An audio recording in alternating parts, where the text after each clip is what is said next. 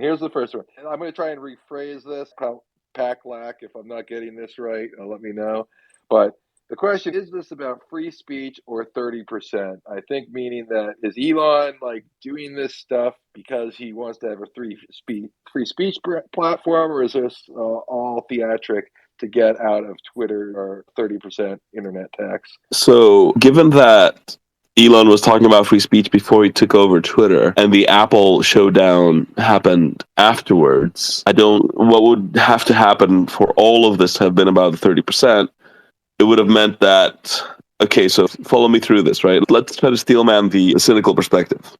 So it would have had to have been that in April of 2022, Elon sees a path where if he can somehow get Twitter out of the 30% chokehold of Apple, right, there's a lot of money to be made and enough money to be worth it for Elon. Twitter doesn't have that kind of a business model. I can't see the logic here. If he's an evil villain, okay, let's go with that. But dumb and evil together is stretching it a little bit for me. Yeah, my initial reaction on this one is why not both? Sure, whatever. I just don't. The 30% thing, I don't think it would be motivating for him to spend his time on. Honestly, it's a tax. I think it's useful for him to weaponize against Apple, which he's doing. I don't think he'd spend a day of his life on it if he didn't have to. And notice that he's deleted that tweet now with the car swerving to the exit. Oh, no kidding. Which I assume implies, at least for me, since he stopped talking about it too, that something conciliatory came back from Apple, i.e. his kind of game of chicken worked. But that's me reading tea leaves, right? I will see. I could buy that. You start having an olive branch, you're going to stop trying to embarrass your opponents. You know? I don't know if you saw my thread on this yesterday, but was it yesterday? I don't even know. The days blend into each other now. But I had a thread on that Elon's behavior everything was about raising the stakes for Apple to pull the trigger. He was like, you can pull the trigger. We both agree you can pull the trigger. But let me explain to you how expensive it's going to be for you to do that. Oh, I mean, they had to. It's something short of an existential threat against Apple, is what Elon was doing. Do you really want to play this game with me? So he's going, all right, this is what that's going to entail. I'm not going to like it, but you're not going to like it either. Yeah, And yeah. Do we need to do this, or do you just want to give me a pass here? so I guess this stuff, it's never permanent or final or whatever. But I'm guessing, right? Like the read of the tea leaves as they've dropped on the floor right now is that they backed off. Maybe they backed off for now. Maybe they're going to think about it. Maybe that could have a lot of flavors to it as well. But for now, whatever.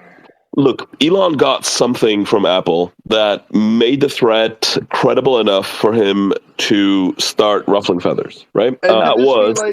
It's could been this be like yeah. an Apple Google sort of relationship kind of negotiation? Because I think it's like Google pays Apple, or is it Apple pays Google? Like I think Google pays Apple. Yeah, Google Google pays pays Apple Apple for the search bar in the iPhone, I believe.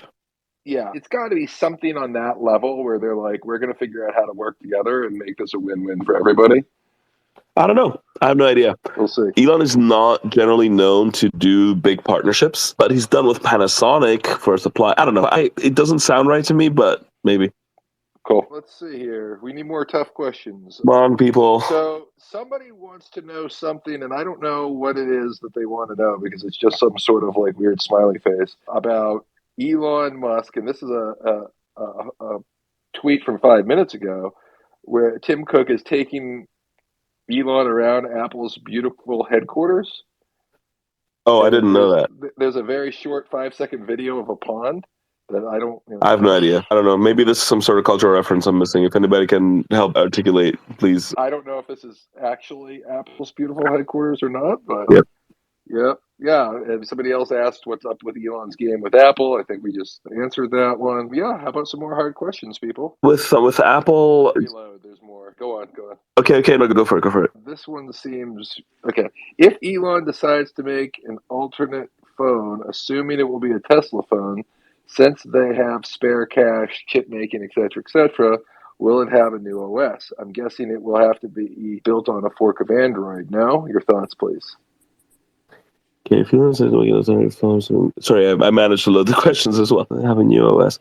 Yeah, a fork of Android is the obvious answer here. There's some bizarro world strategies you could do, like trying to pull off whoever has the bones of WebOS or something.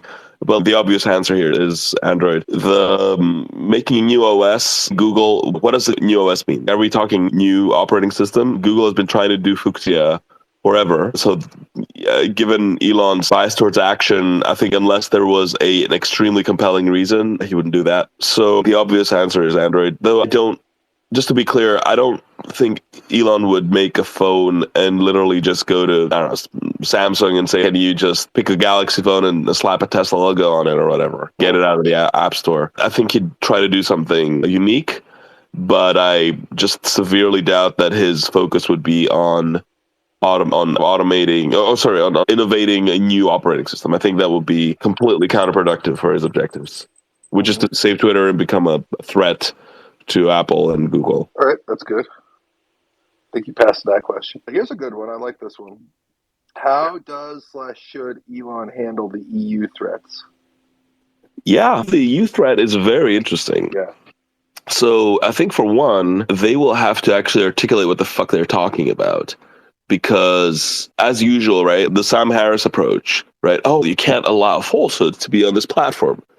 Elon's like, you're right. Goes and bans Zelensky. He's like, no, not those falsehoods. Right? Like, all of these things fall down when actually tries to operationalize what the fuck they're talking about. Because when they do, it becomes clear that they're not there's a valence to what the information they want censored. And it's not just incorrect information. It is information dangerous to power. But I think to the degree that, so one approach is to grind them down until they're specific enough that the regulations that they're pushing for, not that substantial, and maybe they get their pound of flesh and everybody settles. The other one is to limit whatever regulations they want to Europe, ideally with as a cherry on top, with a clear clarification that with a clear notification that you're not seeing this tweet because the European Union does not allow us to show it to you. Just Google used to do this in China, actually, back in the day. When they had a soul, they chose not to go into China. Sorry, before that, actually, before they chose not to go into China, when China started pressuring them to censor their searches, what they would do is they would make it clear that you are not seeing these results because we are not allowed to show them to you. And actually, I think that is it's an okay approach. It's like, what do you want us to do? But I don't know. There's a lot that could happen here. There's 4D chess, 5D chess. Elon tends to play it straight, so I'm sure we'll hear about it. But it all it's a complicated situation, right? It's who is complaining about what, and what is the time horizon of this, right? Because when the EU wants to force Apple to use USB chargers, they're talking about the end of 2024, right? So what specifics of what the EU is saber rattling about and the timelines and which body it is and which laws it is and whatever. It might be that they're like, we don't want these words to show up. And he's like, sure, whatever. Check. It won't be seen within Europe. We'll build that in the next year. Go back where it came from. Right? It could be as simple as that. It could be far more complicated. We need a backdoor to be able to decide on a per tweet basis if we want or not. I don't know. Honestly, I don't care. The reason I didn't move back to Europe specifically is because I just think Europe is fucked, especially in sort of freedom of speech, freedom of just whatever dimensions. All I want is the US to be able to have a space that a conversation can happen and you can, if they want to debilitate themselves at one additional way, they are free to do. I don't care. Gotcha. I'm going to use my co-host power to interject a question of my own. Go for it. The line. So you mentioned China, and China, very interesting. Somebody I was reading had tweeted out that it's been, I don't know how many years since Elon has criticized China in any way. Oh, yeah. And with Elon taking control of Twitter, is Elon and his interests in Chinese manufacturing with Tesla, does Elon have a problem there when it comes to kowtowing in the speech department to China? He might. He might. So I don't think we'll see Elon criticize China at all, which is going to be hella awkward. But I don't think he would take a note from them in any way. I don't think they will tell him start censoring this or that in the U.S. and he'd be like, "Okay, cool." I think they've got a bit of a you leave me alone, I'll leave you alone deal, and I think Elon will stick to that. It's tough, right? Because from a Tesla perspective, Tesla's mission is to accelerate the world's transition to sustainable energy. So, from the mission of Tesla, being in China is very important, right? Because China is part of the world. You want to accelerate the transition to sustainable energy, yada, yada. To the degree that Elon personally is seen as a transcendent figure that kind of touches Tesla and Twitter and other things, whether they try to pressure him with regard to Tesla in order to get concessions with regard to Twitter or whatever, that's going to be a tough one. I don't know what it's going to do. Sadly, I don't think he can speak up about China because the moment he does that, there's going to be repercussions. But my sense is that he wouldn't allow them to just tell NBA style, right? Censor this everywhere. I think if they raise the stakes to that point, he would just say, "Fuck it, we're out." But that would then precipitate just a massive situation. And I don't even know if the Chinese want to pull that string right now. I don't actually know. This is probably the most valid criticism of Elon. Like one I would make is that he didn't. When he started this whole back and forth with China, things were a lot more peaceful between the two countries. And as things have become a lot more complicated, I think so has Elon's position. So the one thing to know is that Tesla tries to localize its supply chains. To a large extent, losing China is losing China. It's not, they try to get their US components from the Americas, the European components from Europe, including all the way down to minerals, right? Like that are mined. Now, that's not happening today 100%, but that's directionally where they're going to have an Asian supply chain for Asia, a European supply chain for Europe, an American supply chain for America. How will that translate into all of these? I don't envy the position he's in with regard to China one bit. It is a shit show. I have no idea how he would deal with it. If it came to it, it's a mess. Did that help? Did we lose Jeff? Oh, he's muted. Jeff. Whoops. Oh, Yep, that gets us there. Yep. There we go. Talking to myself there. All right, another question from the crowd. No, we want tough questions, guys. We don't want softballs here. Go for the jugular. I haven't seen any real tough ones yet. I think they're just more like general opinion questions and your thinking here. But why was Elon trying to back away from the deal? Was he actually trying to back away from the deal? Was there more to this? And this is about him originally. Yeah. Well, that's a very good one. I look, when all of that stuff was happening, I was tweeting that the deal's going to happen, right? That was my feeling. And everybody else was like, whatever, we're going to have. I've been tracking Elon trying to get into a more public role, I believe, since last year this time. You know how I noticed? Because he did a very weird move where he caused himself to pay the biggest tax bill anybody has ever paid. And he sold all his houses. Okay, why is that? That is a move that nukes a ton of arguments about you're just a rich guy, you're just evading taxes, look at all your houses, look at all your assets, look at this, look at that. Like he's done that whole move was like, come at me. I got nothing. I paid $11 billion in taxes. You can call me like a freeloading billionaire, but how's it going to land? He softens the blow. So I thought that he was preparing himself to enter the public sphere, right? And then he did the thing with Twitter, which again I had predicted about a month before he announced it. And I think that, again, that was because I was already tracking him becoming more vocal about public matters and talking about platforms and how they work or whatever. And then, so when he backed off, that felt weird. About the bot issue, I don't know. Was he trying to get a better price? I don't know. Like the thing that I been wondering is whether he got communication to say, don't touch things before the midterms, or you're going to be the one that everybody's going to be pointing at. Do whatever you want afterwards. But a move where you take over Twitter 5 months before elections is going to be a very unpleasant situation for you. And so this was a delay tactic. I really don't know. It's very tough to tell. It could have been that either he was trying to get a better price, or he was genuinely like pissed off that he realized they were lying about their active users. All of this could have been a factor, or there could be all sorts of other things in the background that we have no idea about. Another hypothesis I've heard is that he wanted to get them on the record, like in court documents about the bot issue, because now he's on the inside and he can demonstrate the stuff that he was asking them to reveal. Yeah, so, but it's all speculative. I don't really know what the answer is there. I'm just going to throw out the original question asker here throughout the trying to get Discovery to remove execs without pay. Okay, like how much money is that? Like 300 million, like 500 million. It's an absurd amount of money none of us is ever going to see. But in a $44 billion deal, it's 1%. It's 1%, right? Is that what? That's what he was trying to get 1% off the deal. I don't. It doesn't fit. It doesn't fit. It's about the message. What's the message? Fuck you guys for fucking with me. That's right. But the fucking with him, what part was that? Like, what was he pissed off about in the first place? The bots, the user numbers, the who knows what was happening behind the scenes. What have you done this week?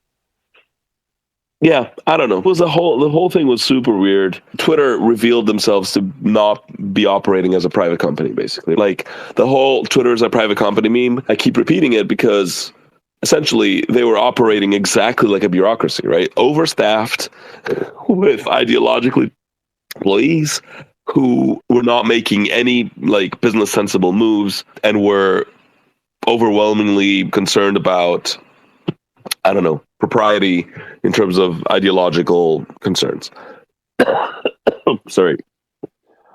So, yeah, it's and of course that the Twitter's backers were always there, but somehow in the background, and all of a sudden, when things change, they show up, right? Whether it's the EU or Biden or whatever, all of a sudden they're concerned. Oh, got another one for you here. 2 questions. This seems a little harder. Are we being primed for pre-verifications with EM's lax regs? What's EM? I actually don't even know. Elon Musk. Elon Musk's lax regs.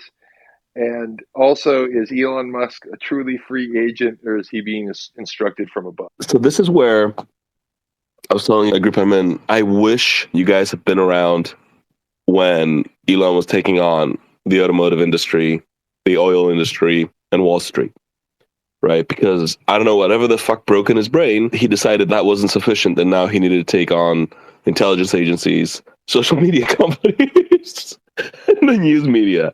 But before, he had taken on merely the oil and gas lobby, the financiers in Wall Street, and the automotives. And when they came after him hard. And of course, they pulled strings of the press. It was brutal, and he stared them down. But they almost ruined him. They brought him so close to ruin. But I do think he's addicted to it. Don't think he likes it when things are easy. So if things like loosen up a little bit, he will make his life difficult for the sake of it, which is what he appears to have done in 2022. Yeah, I don't know what kind of a construct this is. Where you have you're like, oh, it could have been from the government. Okay, but he's outperforming the government in like a private space program. If the government could make a construct like this is just genuinely useful feature to have, but I just don't think that's how they operate. Yeah, do you think there's anything there? Because there's actually another guy from the PayPal mafia that sort of went into the intelligence agency shit. At least one that I'm familiar with, Peter Thiel. Yeah. Do you think there's anything there with Thiel? Does he coordinate with Thiel at all? I think they're in good terms. So here's the thing with Thiel, right? Thiel is a interesting character I've tracked, and I think they have a lot of respect for each other. They don't agree on everything, but they've been through a lot together or in parallel, and there's like a mutual sort of. Basically, Thiel, when he was going against Wall Street, right? These guys love Thiel. Thiel is like he's like a billionaire financier type. They respect him a lot.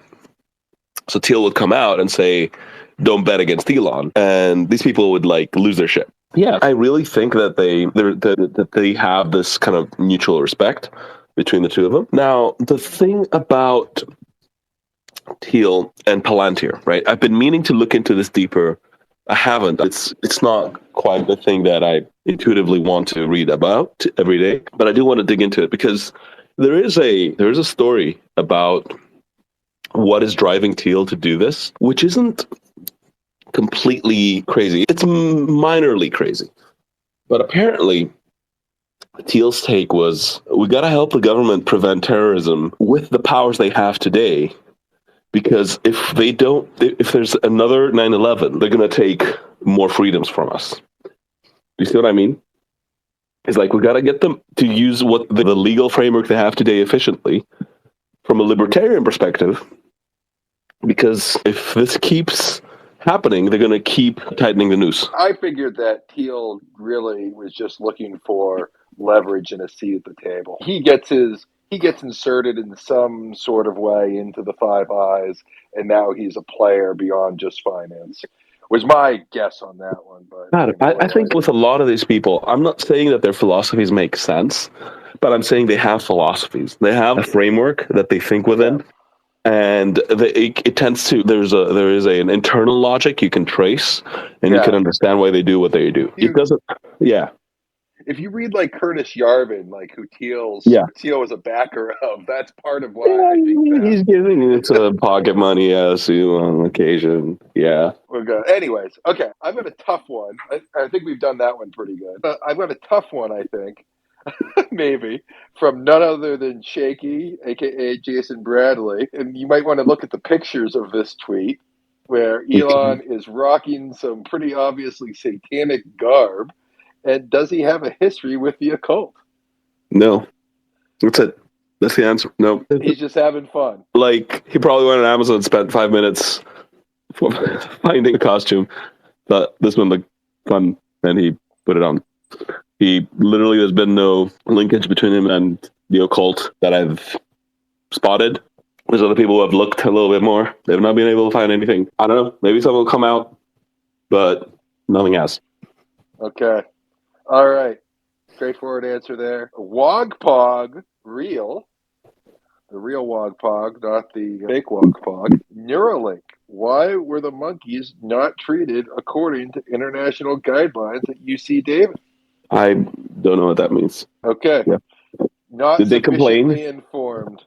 Did the monkeys complain, first and foremost? Is this some sort of technical violation where it's like they were supposed to have 2 days of rest between surgeries or whatever, and they were not given a sausage, or was there like some actual thing? I gotta look into both sides of that argument and hear the best case of the opponents, hear the best case of the Neuralink team. I know that they make a big deal about treating the monkeys well. So it's not like they were like, liquidate them. And because this person is sort of mentioning a specific legislation, I don't know if it's like some sort of activist organization found a technical violation and is like making a stand on it, or if there's actually something ethically dubious about what they did. Okay. Do you know anything about the Monkey Pong game? Yeah. Okay. Then I'll ask the follow-up question. Isn't the Pong game monkey neural mind control experiment just a repetition of prior work done 20 years ago? They want to, I don't like the word mind control because it implies that their minds are being controlled, and in fact it's the opposite, right? They are controlling things with their minds. But fine. This keeps getting brought up with Neuralink. Oh yeah, we've done it before.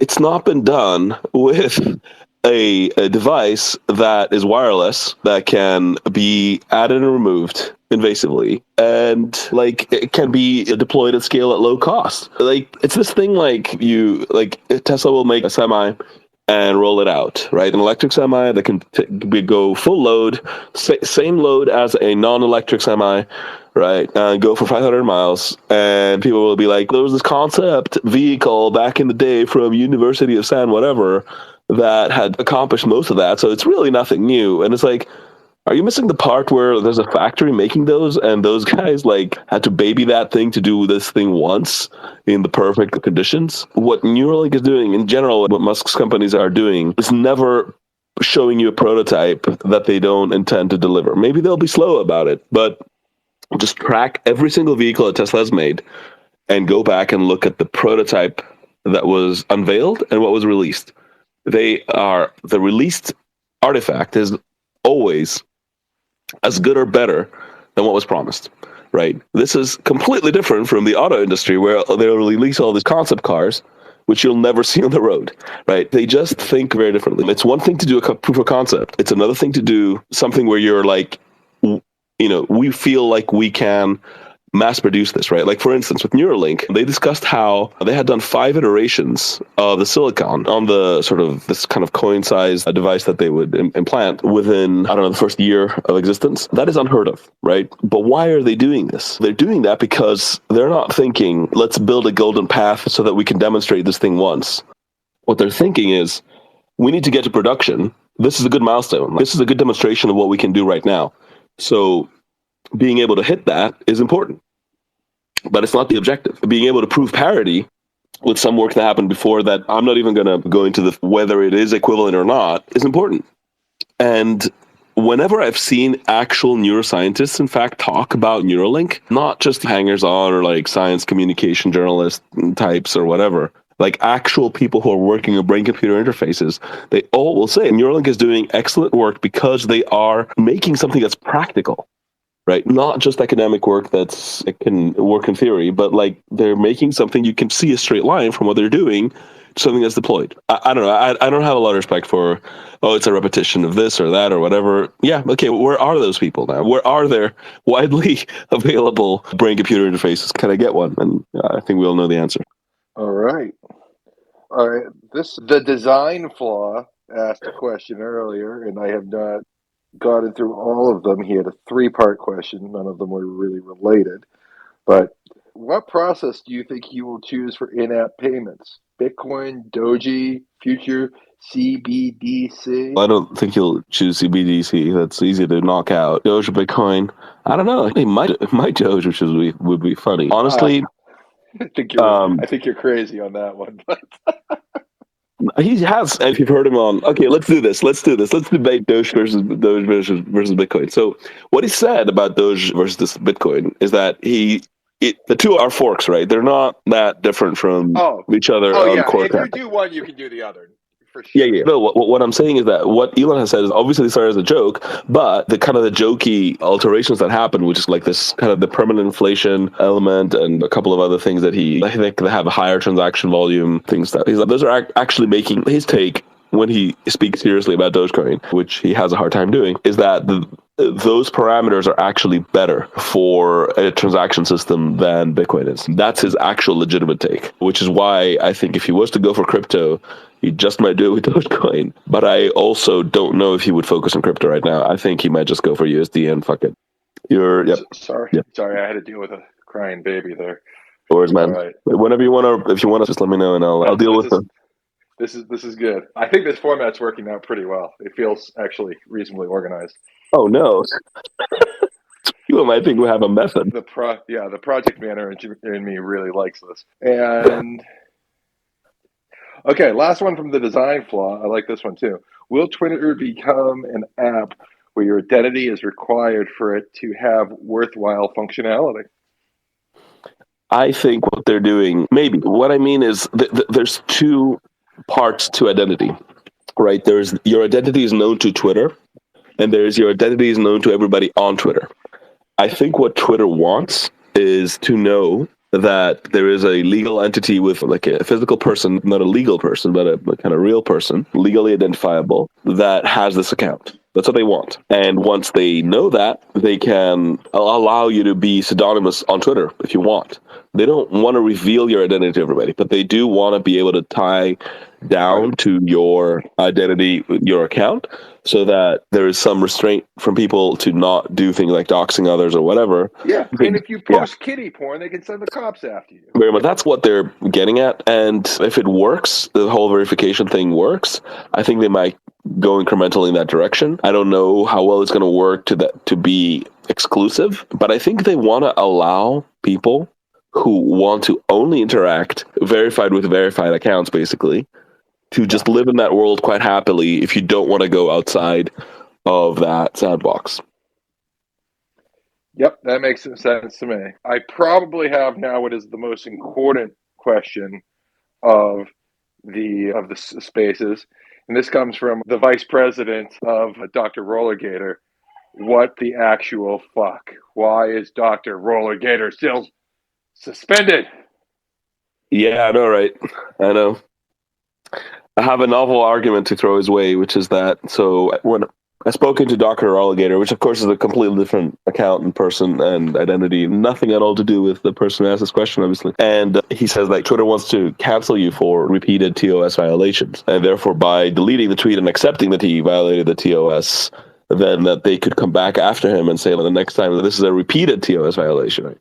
The point, what I realized recently is that it doesn't matter if he accepts it or not. They've already determined that he broke the rules. That rolling like their repeated TOS violations claim is not reliant on Dr. Alligator accepting that they were right the first time. They've already made the determination. So Rollergator is still offline because he cannot be made to see reason. That's my take, and I'm not really sticking with it. I admire his stance, but I wish I could see the counterfactual. Wait a minute. Dr. Rollergator could be back online within a few minutes if he decided within to a few minutes. tweet. Within a few minutes. Yep, that's about right. Yep.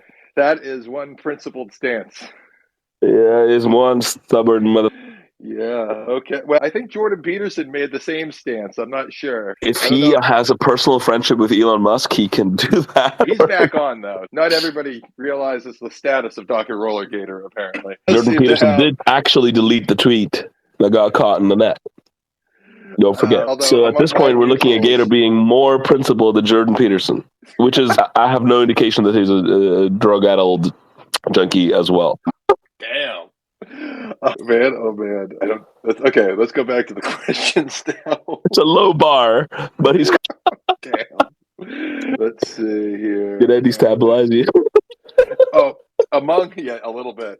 Among my mutuals, though, there is no topic more prevalent than bringing back Dr. Rollergator. I think I must see 30 tweets about that a day.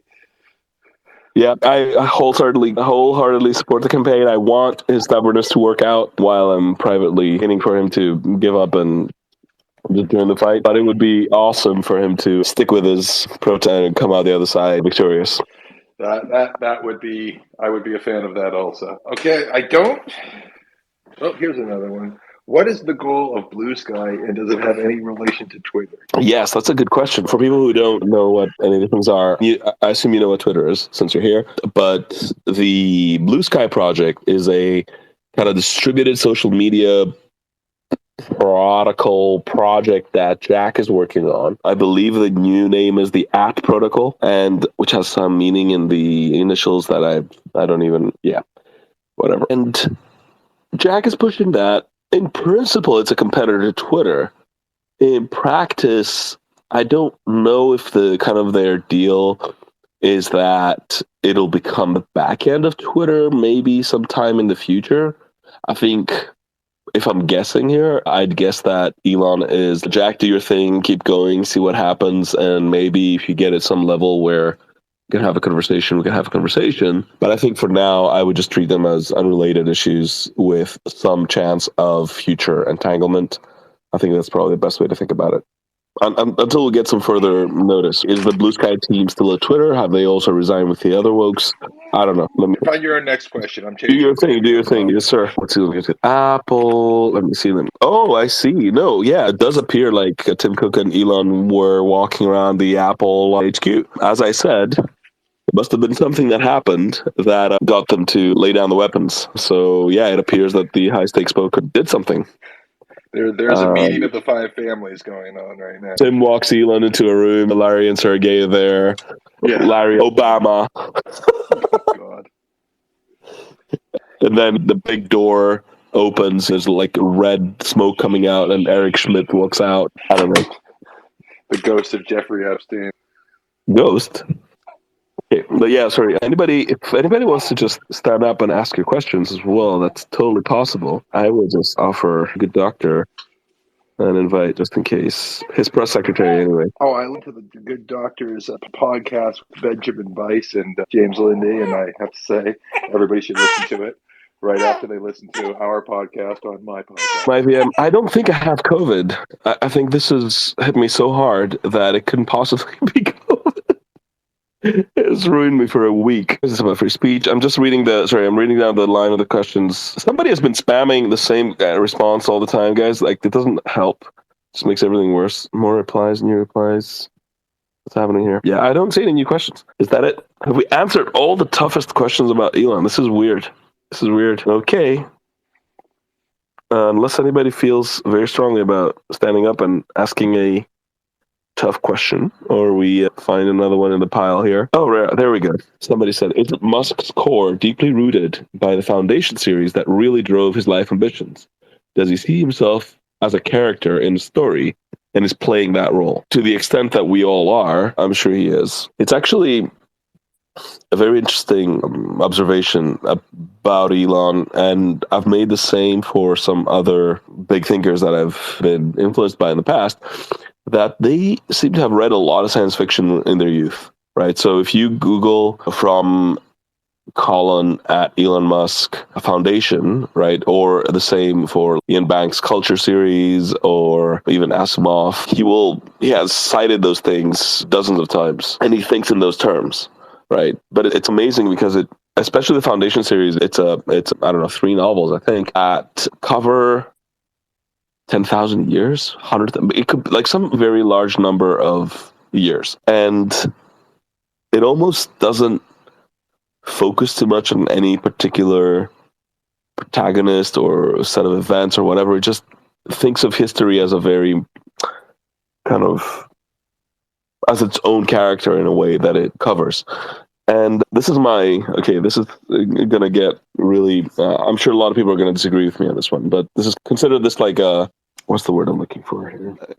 A sketch that I'm throwing around. But I've been thinking about what is adulthood, right? Especially having kids, and Jeffrey will appreciate this one. I think children, when they're very young, their concern is for themselves only, really, and only in a very short time frame. Like, they care about the next few seconds when they're babies, best. And as they grow up, they can start to have some sort of memory about what happened. If you pissed them off yesterday, they might not be super happy with you today, and they think a little bit ahead. Their time horizon grows, and their width of care, the scope, grows a little bit, right? They might care about their family, their friends. Gradually, as you grow older, you start caring maybe about your country, or about next decade, or whatever. You learn about history, right? So your time horizon grows, and your scope of caring grows. And I think adulthood is how far into that you can really go.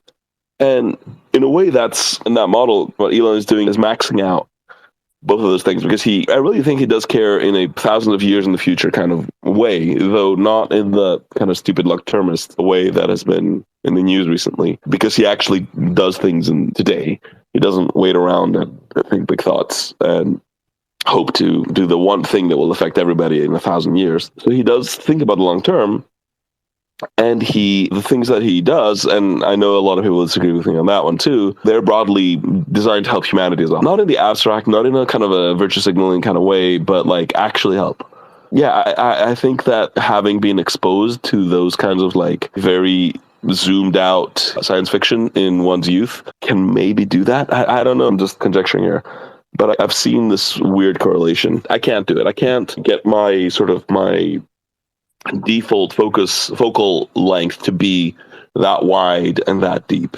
Most of us focus a lot narrower than that. Sometimes I can, if all the conditions are right, I can widen more than usual, and I think more than most. But it's a tough act to keep. But with Elon, it really does seem like he is naturally there, and he's on occasion forced to narrow down.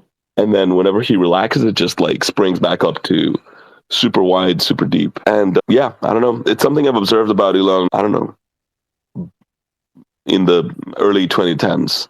And it continues to appear to me to be the case. But again, like this is a very idiosyncratic observation that I'm sure others will disagree with, but they're wrong and I'm right. There's that.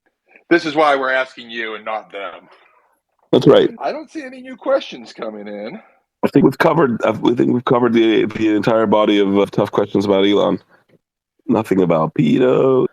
420. Nothing about.